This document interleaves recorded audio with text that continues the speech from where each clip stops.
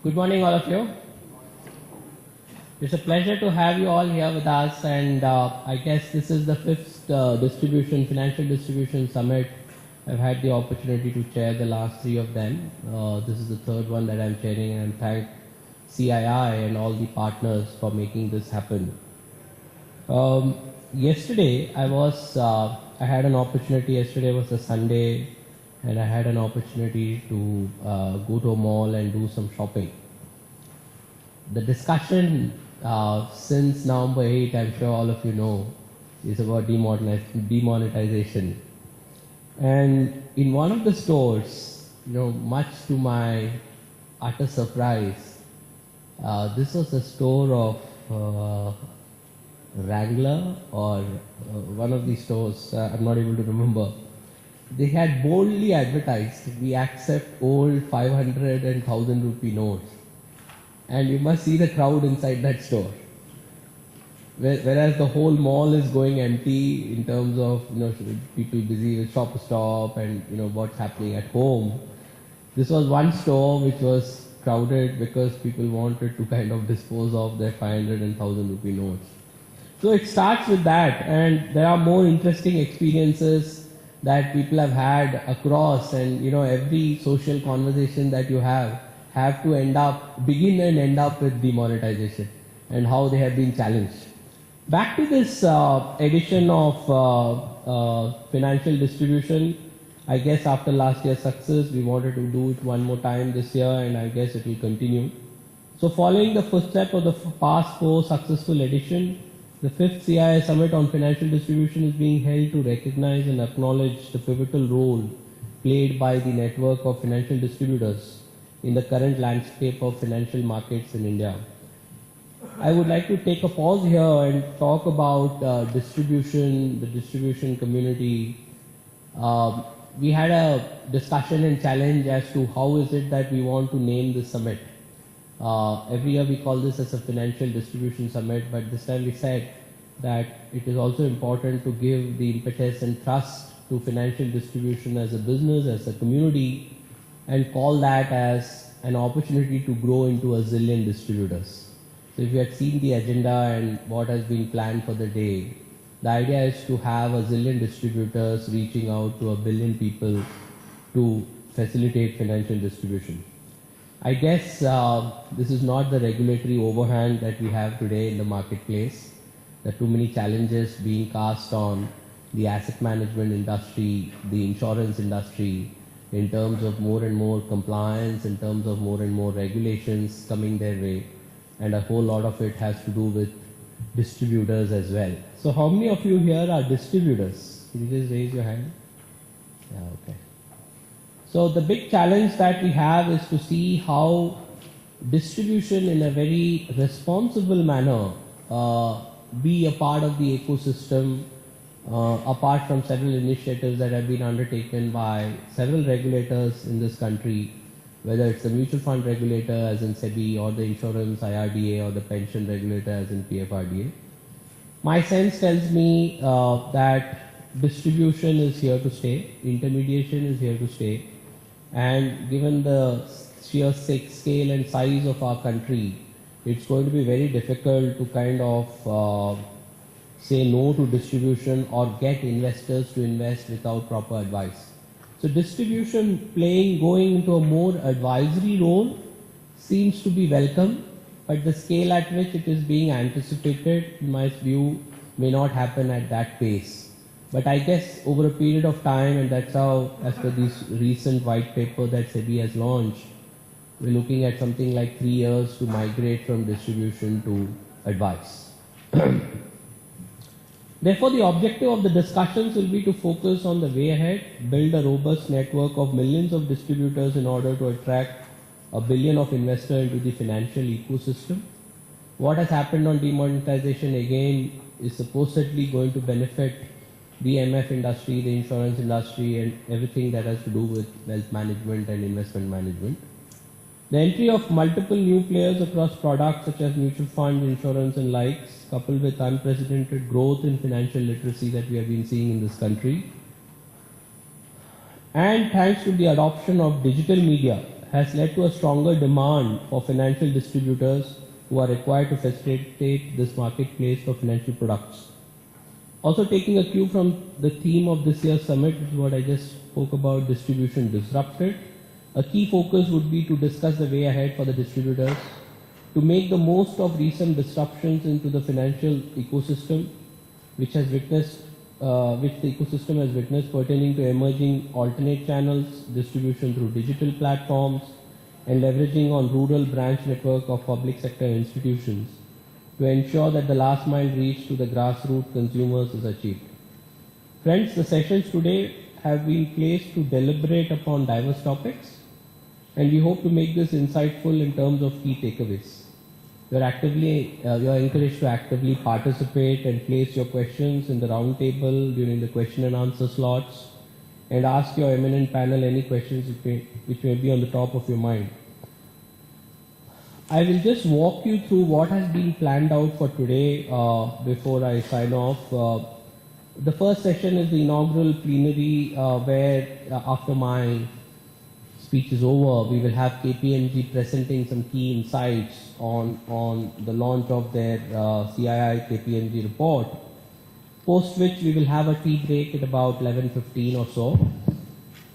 And then we come back and have the first round table, which is one of the key focus of this seminar, is distribution disrupted, building resilient distributors.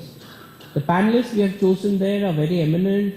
We have people representing one of the largest mutual fund distributors in this country. We have from the manufacturer side some of the CEOs coming over to talk about it, and we also have people from Morningstar, from a media agency, from a data output agency being there, and also the bank being one of the large distributors. So we'll have a very good panel in my view between 11:45 to 12:45.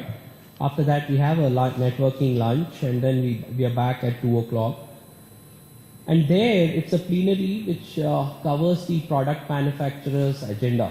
And there we have had the fortune of getting the whole-time member of the Pension Fund Regulatory Authority to come and make a presentation, somebody from a large insurance firm, and of course the mutual fund industry. Pension funds, I just want to stop here to give you some perspective, has been there in India for a while, I guess from 2007 or so. And pension fund is all about moving from defined benefit to defined contribution. I'm sure many of you are aware, and many of you are enjoying the future savings that are happening on your salary account, etc., through the Provident Fund scheme that has been in this country for decades.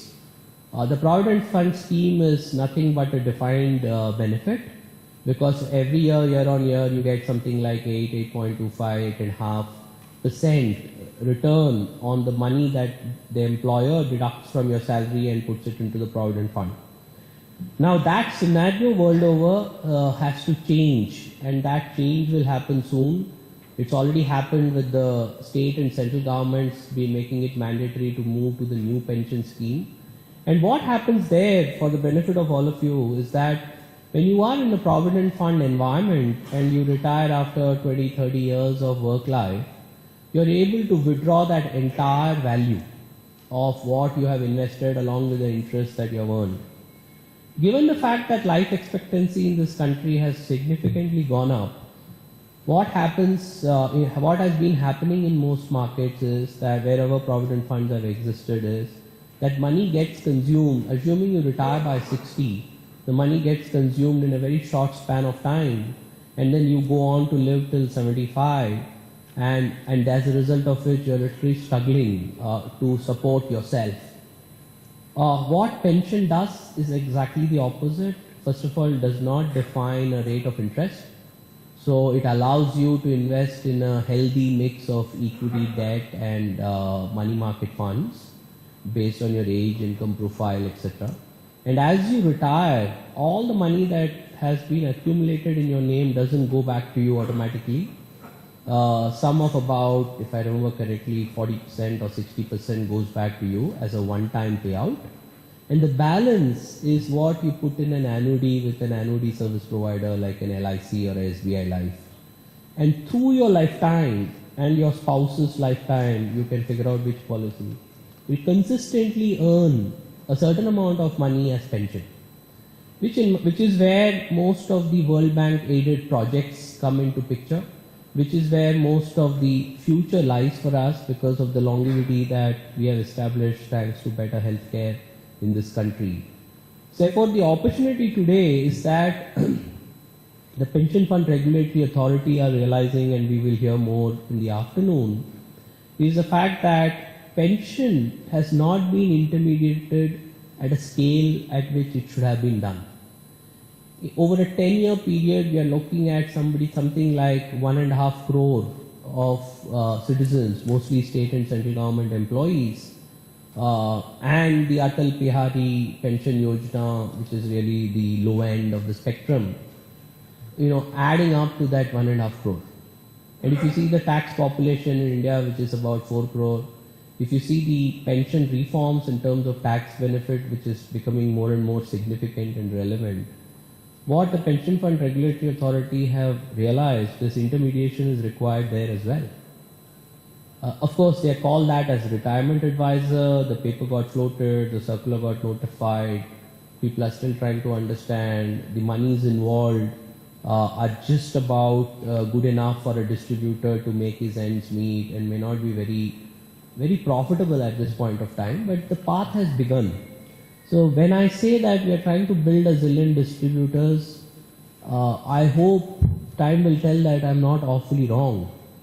Simply because of the fact that intermediation, whether you buy a soap in the marketplace or whether you want investment advice, is really the way ahead for people to make their investment calls and ensure that they are with a trusted distributor, advisor, and so on. So even pension is opening up in terms of opportunities, and therefore we see that market to grow very, very large in the days and years to come. And that's how that market has grown in most part of the world. In US, many of you might know, it's called as the 401k plan and the individual retirement advisor plans, IRA plans. So this is something very similar that's happening in this marketplace here as well.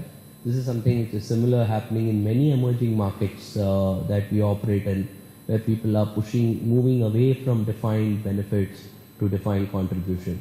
So I see pension as a big opportunity, so do stay back after lunch to hear Dr. Bhandari. He's an economist and also a whole-time member with PFRDA, a very learned gentleman. So we are going to have the product manufacturer's agenda from the pension side as a pension product manufacturer, from the insurance side and also the mutual fund side, followed by question answers and then a short tea break. We plan to close this entire seminar by 4:30 or so. And the last one is about trust through technology. I don't think any of you or any of us, including myself, would have attended a seminar which is without technology being brought into picture. So technology is involved now to drive cars, technology is involved now to do many things, and sometimes I kind of want to take a step back and figure out whether is it the right thing to do. Many times your cars that you drive on the roads today fail because the technology has failed. If you had applied mechanical engineering instead of putting it all through computer technology, you might have been better off in driving your car safely than what exists today. The other day I was driving a test vehicle of one of the branded manufacturers, and they told me that it can really go at a high speed. And back in Hyderabad, where I belong to, there is something called as an ORR, the outer ring road. And I tried driving that car at a fairly good speed, only to realize for about a good 20 seconds I lost control over the car. The steering wheel was acting like a dummy, and the car was just drifting from the third lane to the second lane to the first lane. it took a good 20 seconds for what they call as electronic stability control, and none of that we would understand, to kick in and make sure that I got back in terms of trying to control the car. So sometimes I guess that technology comes with its own flavors. There's no question that there's no looking back on technology. A lot of media you would have read on technology, which is where with the emergence of demonetization, the emergence of online transactioning, will also have with it a whole lot of challenges associated with risks and frauds and online compromise of data and so on. We have been seeing a whole lot of it in India, a whole lot of it happening in the West, and I guess we need to build more and more controls around that particular piece. But I guess it's going to be an interesting discussion on technology. And I'll tell you the positive side of technology that I had experienced.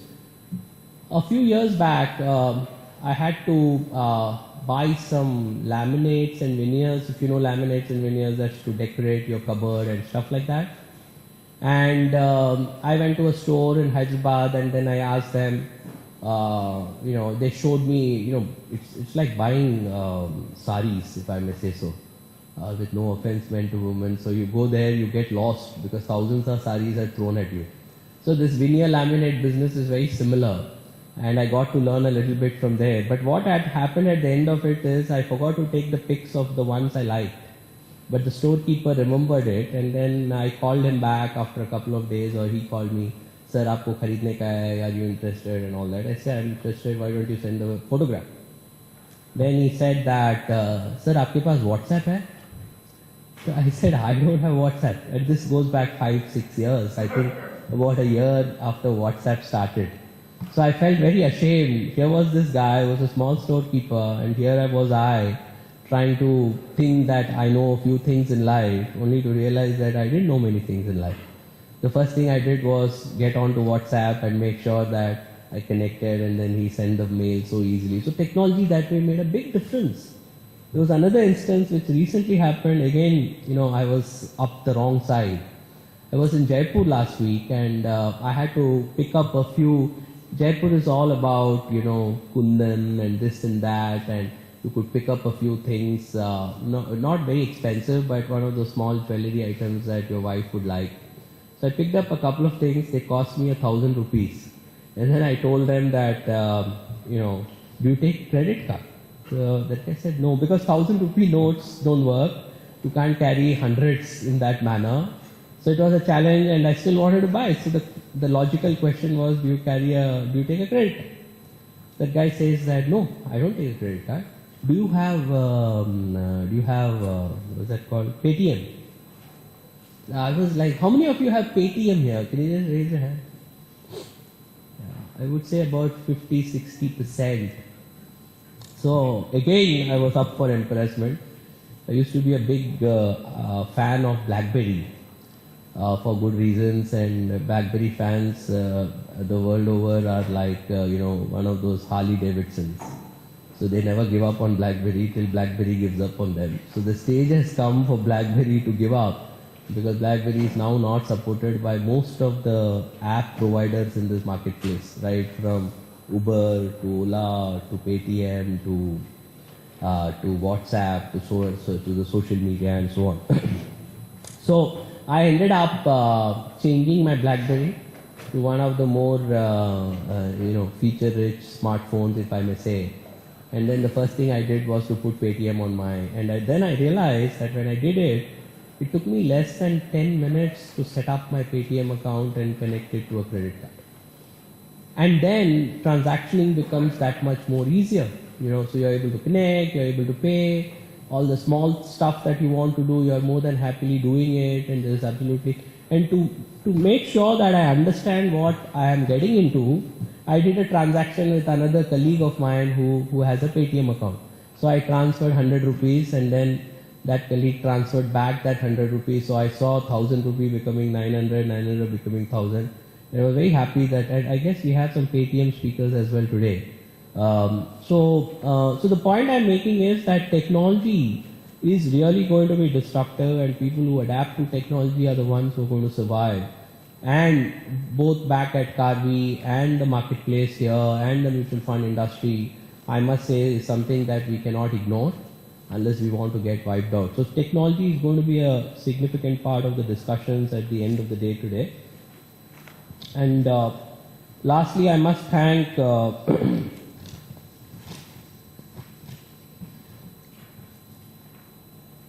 So as I said, the sessions today have been placed to deliberate upon diverse topics and make it insightful for each one of us. And I must thank you for your patience, and on behalf of CII, thank all of you for taking time and attending this important event. Thank you once again.